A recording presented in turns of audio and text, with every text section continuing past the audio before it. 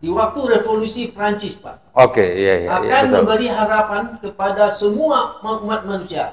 Oke. Yang akan menentukan cara-cara hidup berpemerintah mereka. Betul, betul. Setelah pemberontakan di penjara Bastille, bahasa. Iya, Bastille. Iya, oke. Dia waktu itu melawan Raja Ludwig XIV. Oke. Waktu itu orang berpikir bahwa kekuasaan absolut raja Iya. sudah tidak relevan lagi. Iya. Nah, ini menjadi harapan rakyat. Oh iya, betul. Waktu itu kita ini orang rakyat sebagai di bawah pemerintahan raja yang zalim. Iya. Sudah bergembira.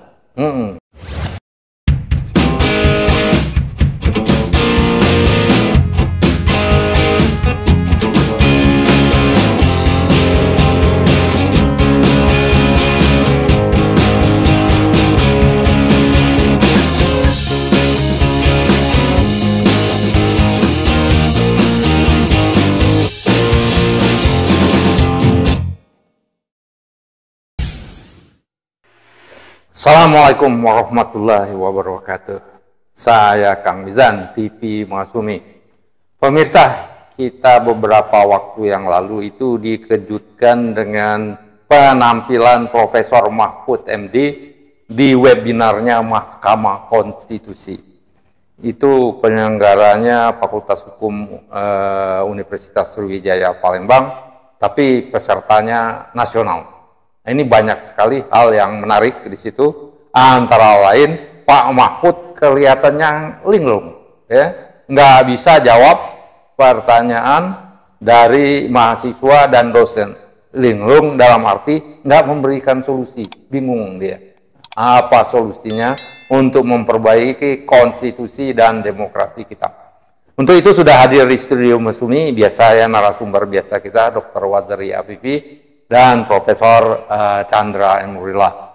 Assalamualaikum Pak Waziri. Waalaikumsalam warahmatullahi wabarakatuh. Assalamualaikum Pak Chandra. Waalaikumsalam warahmatullahi wabarakatuh. Nah, kita mulai dari Pak Waziri dulu apa? Silakan Pak Waziri. Jadi Pak, ini perkataan demokrasi. Ya. Bagus. Tapi jadi masalah. Jadi masalah, oke. Tambah linglung. Linglung, demokrasi linglung. Demokrasi bermasalah dan linglung. Ya. Parah ya. Ya, sebenarnya sejarah demokrasi ini adalah di waktu revolusi Prancis, Pak. Oke, iya. Akan Betul. memberi harapan kepada semua umat manusia. Oke. Yang akan menentukan cara-cara hidup berpemerintah mereka. Betul. Setelah pemberontakan di penjara Bastille, bahasa. Iya, Bastille. Iya, oke. Dia waktu itu melawan Raja Ludwig XIV. Oke. Waktu itu orang berpikir bahwa kekuasaan absolut raja sudah tidak relevan lagi. Iya. Nah, ini menjadi harapan rakyat. Oh iya, betul. Waktu itu kita ini orang rakyat sebagai di bawah pemerintahan raja yang zalim. Iya. Sudah bergembira. Tapi orang-orang jahat ini tidak hilang akal. Menundukkan rakyat yang banyak. Oke. Sampai demokrasi dia ulah, diatur, diubah, diikutkan, dimacam-macam. Sampai sekarang demokrasi yang dia katakan untuk menyamakan umat itu menjadi mara bahaya. Malapetaka untuk orang yang inginkan kemerdekaan. Iya. Sampai sekarang disebut demokrasi linglung. Linglung, demokrasi crazy. Jadi itulah untungnya. Iya. MK mungkin sadar nih. Iya. Demokrasi yang telah kita punya linglung. Maka dibuatlah program webinar. Webinar ya Mahkamah Konstitusi. Ini bagus sekali pencerahan, pembelajaran bagi kita bersama. Dan saya sepakat ini.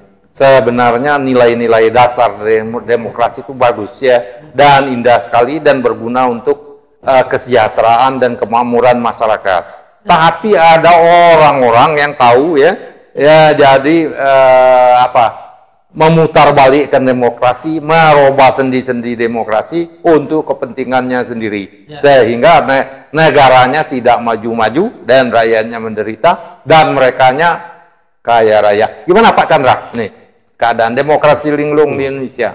Ya, jadi kan kita bicara dalam konteks Profesor Mahfud MD. Mahfud. Berbicara dalam suatu webinar ya tentang Betul. demokrasi. Ya. Nah, ini mengapa ada semacam dugaan Profesor Mahfud tidak bisa menjawab. Mahfud MD ya. Iya, Mahfud ya, bukan Mahfud. Ya, sehingga ada yang mengatakan linglung atau apa gitu. Jadi kita harus melihat dulu sebenarnya apa yang jadi pertanyaan dan apa yang dijawab oleh Profesor Mahfud MD ini ya. Mungkin ini ada kaitannya dengan yang ini Pak, yang bertanya itu satu ada mahasiswa Fakultas Hukum Universitas Jenderal Sudirman dan satu lagi ada dosen, dosen dari Universitas Aceh. Itu ya pertanyaannya itu. Mungkin berkenan dengan pertanyaan bagaimana demokrasi di Indonesia ini bisa berjalan dengan baik kalau money politics itu banyak terjadi. Ya. Betul ya, itu pertanyaan. Kalau dalam menghadapi pemilu kan seperti kita tahu besok kan ada pilkada ya seluruh Indonesia serentak ya. Iya. Nah itu kalau ada money politics bisa saja ada serangan fajar malam ini gitu kan. Iya. Sehingga bisa mempengaruhi pemilih-pemilih yang masih belum ada pilihan ya. Belum pasti, belum ada calon yang betul-betul diinginkan untuk dipilih ya. Jadi mereka bisa disogok atau dipengaruhi oleh bansos atau uang dan sebagainya. Itu kan money politics ya. Nah ini kalau menurut jawaban daripada Prof. Mahfud itu, kalau seidealnya money politics itu bisa hilang dengan sendirinya kalau taraf pembangunan ekonomi kita sudah mencapai hampir menjadi negara maju atau setengah negara maju. Iya betul ya. Jawaban Mahfud ketika ditanya oleh mahasiswa Universitas Sudirman itu, ya kondisi rakyat kita miskin, miskin dan bodoh. Dia bilang, ya akibatnya ya gitu. Dia memilihnya lebih banyak berdasarkan oleh-oleh, hadiah, serangan fajar, dan untuk mengatasinya itu, Profesor Mahfud menyatakan nunggu rakyat kita pintar dan gajinya pendapatannya tinggi. Itu makanya kalau menunggu harus mencapai misalkan $5.000 income per kapita per tahun, itu mungkin masih lama, mungkin 5 tahun lagi. Ya lama lebih mungkin 10-20 tahun lagi itu. Nah jadi kita mengharapkan bagaimana solusinya kalau tahap ekonomi seperti itu belum tercapai ya. Nah apa yang perlu dilakukan oleh pemerintah dan masyarakat supaya menghilangkan money politik sebagai salah satu perusak daripada demokrasi yang sehat. Iya, yang itu yang nggak bisa dijawab oleh Pak Mahfud. Nah, itu. Nah, mungkin kita ada solusi mungkin ya. Mungkin kalau misalkan taraf ekonomi rakyat memang belum sampai ke situ. Jadi yang penting itu adalah penegakan hukum. Sekali lagi kembali ke penegakan hukum. Kan di KPU, Bawaslu itu kan sudah disebutkan apa yang tidak boleh ya. Seperti money politics itu kan mungkin jelas-jelas sudah tidak boleh ada serangan fajar dalam bentuk apapun, dan itu harus ada sanksinya, harus betul-betul ditegakkan ketentuan itu, hukum itu, dan harus ada sanksinya. Kalau misalnya ketahuan ada calon yang menggunakan money politics atau serangan fajar, itu harus didiskualifikasi. Walaupun misalkan hanya ketahuan hanya 1 juta atau 10 juta, apalagi 1 M, itu harus didiskualifikasi. Kalau tidak, ya terus aja ada money politics itu. Yang penting ada bukti kuat dan saksi. Nah kalau ini betul-betul dilakukan oleh KPU, Bawaslu, itu pasti money politics itu akan hilang sendirinya, karena orang takut kalau didiskualifikasi kan. Karena dia akan percuma mengikuti proses pemilihan, sudah banyak mengeluarkan uang untuk kampanye dan sebagainya. Kemudian gara-gara dia money politics, serangan fajar, dia didiskualifikasi. Kan ini kan mendorong orang untuk tidak melakukan money politik. Itu mungkin salah satu jalan. Itu masalahnya di situ. Masalahnya Gakumdu dan undang-undang pemilu kita enggak memberikan amunisi untuk penegakan hukum itu, atau mereka enggak melaksanakan ini. Contohnya gini, Pak Chandra, gitu. Saya menginventarisir yaitu perselisihan ini Pileg 2024 itu terjadi banyak sekali penggelembungan suara dan pengurangan suara di kecamatan. Ada ribuan kecamatan itu yang melakukan itu ribuan kabupaten itu, ini ada data di ini Mahkamah Konstitusi itu. Tapi hukumannya ringan saja, Pak. Kamu jangan berbuat lagi ya. Nah, ini pelanggaran, ya kan ringan sekali. Dan dikatakan kesalahan administratif. Ini sebenarnya janggal sekali kalau orang-orang dari PPK, kecamatan itu, melakukan kesalahan. Merubah orang yang dapat suara 20 jadi 200. Dan bukan satu orang, ribuan. Kalau 1-2 bisa. Dan hukumannya hanya teguran aja. Ya, kamu jangan lagi berbuat gitu. Ya, ini yang ini nggak membuat jera, Pak. Makanya Pak Mahfud linglung itu bingung juga dia dengan Bawaslu-nya gitu. Surat Bawaslu, dia mengambil tahu itu perbedaan. Ada suara dari TPS itu orang dapat 2 jadi 20, orang dapat 5 jadi 500 itu. Begitu ketahuan itu, ya mereka ditegorin dan dikembaliin suara itu memang. Yang dapat 500 ya 500. Ya tapi nggak benar kan itu. Dan masif, Pak. Ya, bukan terjadi di satu kabupaten, provinsi, hampir seluruh provinsi. Saya menginventaris itu karena untuk terkait dengan gugatan kita mengenai rekapitulasi manual. Ya, ada lanjutin lagi, Pak Chandra. Ya, jadi kalau kita misalkan memang betul mau memperbaiki sistem demokrasi, kita harus menghilangkan money politics itu ya. Dan juga kita harus menghilangkan sistem pemilihan yang terlalu membatasi calon-calon. Jadi misalnya dari segi threshold, presidensial threshold, threshold atau parliamentary threshold, itu kan harusnya dibuka seluas-luasnya bagi para pemimpin ya yang betul-betul punya potensi kan. Nah, kalau misalnya dia tidak bisa maju lewat partai karena adanya threshold itu ya. Makanya harus dibuka dari segi independen, calon-calon independen, jangan dibatasi. Jadi makin banyak calon-calon yang capable, yang potensial, yang integritasnya teruji gitu, dan track recordnya sudah jelas, itu seharusnya memudahkan kita dan masyarakat untuk memilih calon-calon yang terbaik. Betul. Jangan sampai dibatasi, tapi juga dengan mengikuti kompetisi yang fair, yang adil. Jangan sampai menggunakan uang. Karena kalau menggunakan uang pasti orang yang kaya yang menang ya. Itu kalau yang kaya itu kan bukan saja calonnya itu sendiri, tapi juga orang yang di belakangnya apakah konglomerat atau siapa, itu kan bisa nanti hasilnya tidak murni untuk rakyat, untuk orang yang di belakangnya tadi. Untuk di belakangnya itu. Jadi demokrasinya dari demokrasi linglung. Gimana Pak Wazri? Ada tambahan lagi tuh?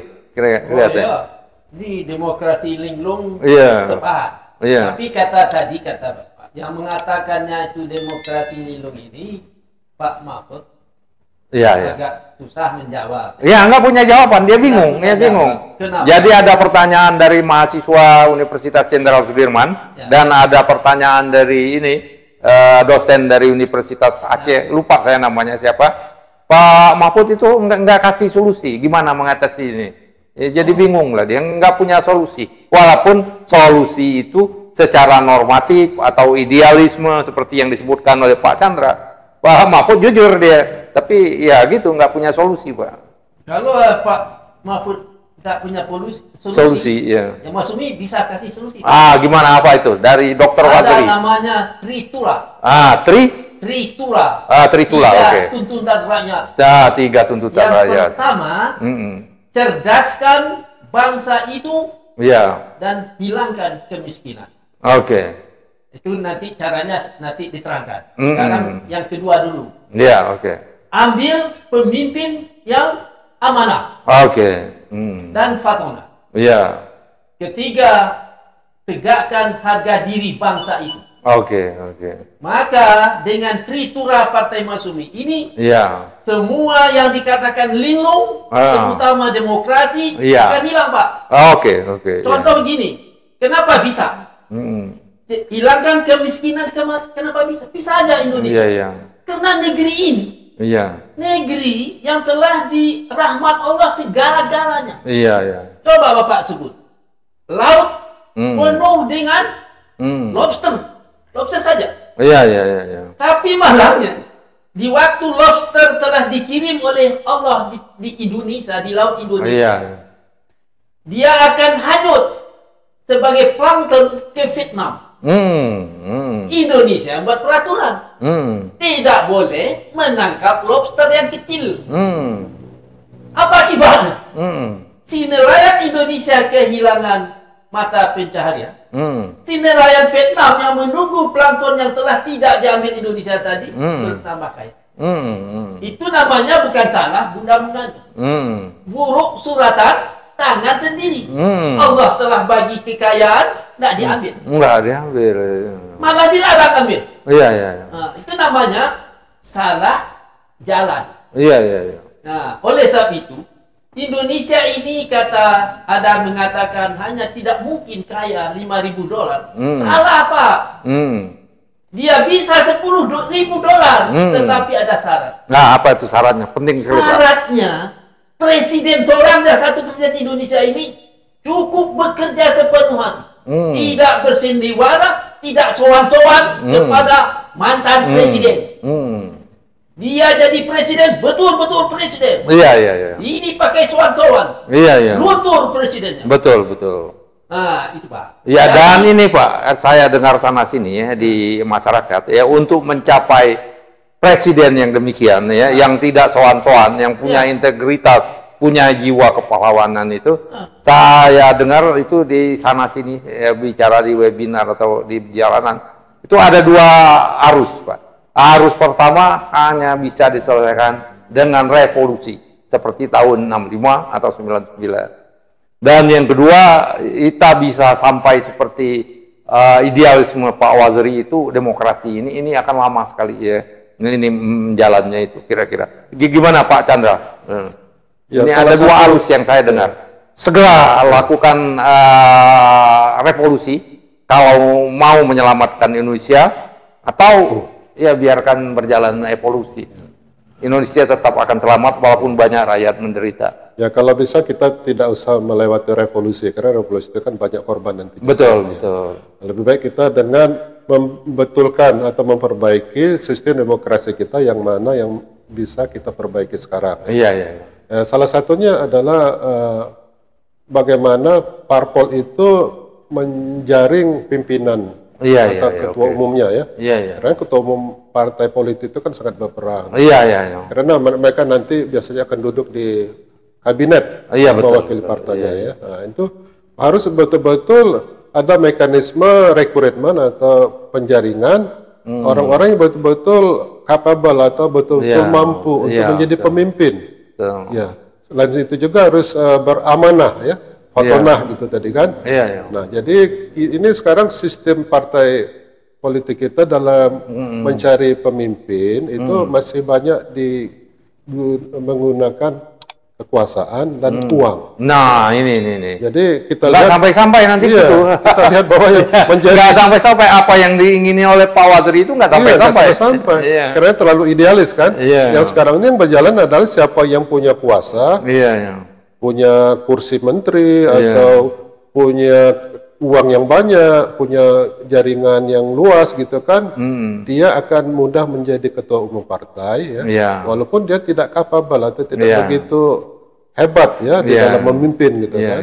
Nah, ini kan akan merusak sistem politik kita atau sistem demokrasi, karena yang dihasilkan adalah pemimpin kelas 2. Malah kadang-kadang dia mudah terjerat korupsi gitu kan. Nah, bagaimana dia bisa menjadi contoh yang baik membina partai politiknya atau masyarakat sebagai panutan ya, dia sebagai panutan tokoh politik, tokoh masyarakat, pimpinan ya.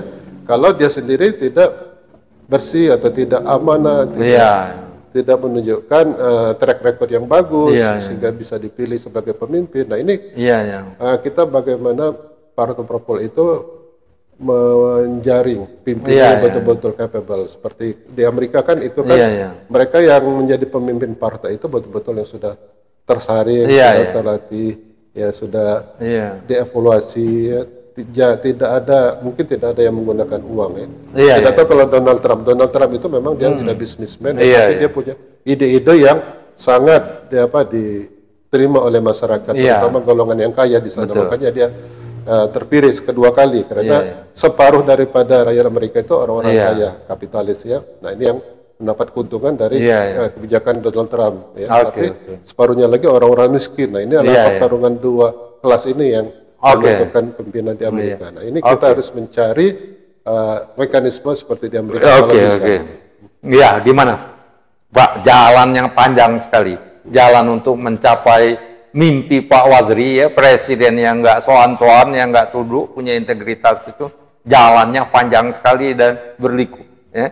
Jalan berkelok ya, penuh duri ya, jauh menurun. Kalau menurut Pak Waziri gimana nih? Menurut saya itu Pak, sebenarnya bangsa Indonesia ini bangsa yang patuh. Sebenarnya tidak ada kalau dia ada di atasnya putih, putih lah ya.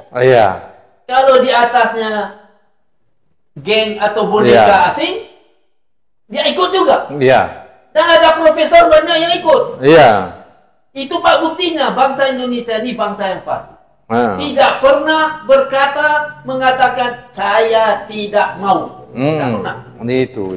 Walaupun presidennya boneka, ikut juga. Ramai-ramai ikut. Sedih sekali kita. Sedih sekali. Kalau presidennya hebat pula dia. Nah ini Pak, jadi oleh sebab itu, sebagai ilmu bangsa, ilmu makhluk manusia, kita ini ada meruginya. Karena tidak mau kritis. Ada kata pepatah lagi Pak di Minangkabau. Raja adil, raja disembah. Raja tidak adil, raja disangga. Nah, itu. Harus begitu. Nyatanya nggak bisa ya kita. Nggak bisa ini. Ya, jadi oleh sebab itu Pak, mudah saja. Kita belajar dari sejarah Mauritius. Mauritius itu kepulauan. Sama dan kita kecil-kecil. Tetapi presidennya Pak seorang perempuan Muslim. Mudah lagi. Dia bertekad memajukan bangsanya. Sekarang gaji pegawainya rata-rata $5.000 per bulan. Makmur kita ya. Makmur ya. Padahal negerinya pulaunya kecil-kecil. Kita pulau besar dan terbesar terbanyak di dunia. 17.000 pulau. Rakyatnya sangat menderita. Dan malah di Tangerang Utara atau di Banten Utara. Tanah nenek moyangnya bisa dibeli murah. Alasan PSN. Proyek strategis nasional. Masalahnya yang membuat PSN itu. Apa maksudnya PSN lah PSN? Ini Pak. Jadi oleh sebab itu, keraguan Pak Mahfud bahwa Indonesia ini tidak mungkin 5 tahun 10 tahun akan mendapat demokrasi yang sebenarnya demokrasi. Itu mungkin harus diperbaiki. Ya, jadi kita ini harus Pak. Kita berharap dengan Presiden Ban. Umurnya sudah mungkin seumur kita tua. Satu-satunya jalan pintu akhirat sudah dekat. Maka kesempatan dia untuk masuk surga menjadi presiden yang betul-betul melawan semua kezaliman. Allahu Akbar. Insyaallah. Pak. Demikian ya. Apa gunanya umur yang tua itu?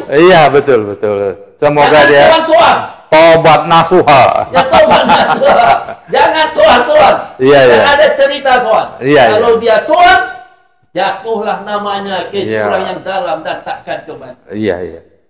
Demikian pemirsa, saya kira mudah-mudahan bermanfaat bagi kita, membangunkan kita semua, menyadarkan kita bahwa kita ini dalam masalah besar, demokrasi kita untuk kemajuannya dalam masalah yang sangat besar dan harus bersama untuk menyelesaikannya.